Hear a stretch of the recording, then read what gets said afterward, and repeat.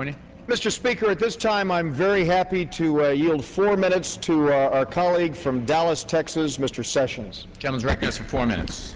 Thank you, Mr. Speaker, and I thank the gentleman from Los Angeles. Mr. Speaker, we're here today as a result of the meeting in Rules Committee last night, where members of the Republican minority tried to speak about our desire to have more added to this simple resolution, that is, it's being called by the minority, and that it is a simple resolution. Mr. Speaker, we implored upon the committee to make an order more amendments which would specifically speak directly to the needs of trying to provide direction and to work with the President of the United States on where we are in Iraq. In fact, on March 15, 2006, members of both parties from this body supported the creation of a bipartisan Iraq study group to review the situation on the ground and to propose strategies on a way to move forward. For more than 8 months, the study group met with military officials, regional experts, academics, journalists, and other high-level officials. This study group included James Baker and Lee Hamilton as co-chairman. It included Lawrence Eagleburger, Vernon Jordan, Ed Meese, Sandra Day O'Connor, Leon Panetta, William J. Perry, Charles S. Robb, and Alan Simpson. Mr. Speaker, we believe that the things which were embodied within the Iraq Study Group report, which came out this last December, embody the kinds of things that the President of the United States is attempting to do now in Iraq.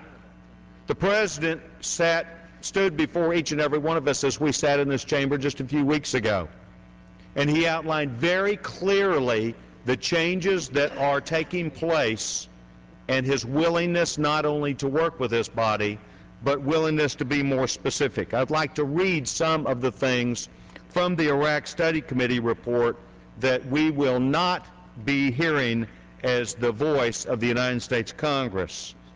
That is, that the United States should work to provide political reassurance to the Iraqi government in order to avoid its collapse and disintegration of the country.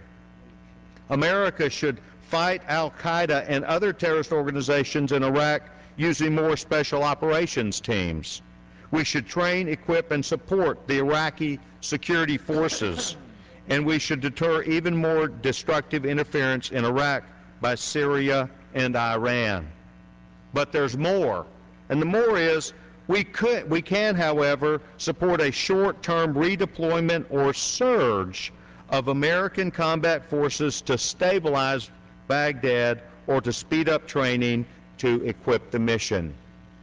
Mr. Speaker, the bottom line is what this resolution that is non-binding is all about is to politically neuter the President of the United States and, I believe, our forces and our mission in Iraq.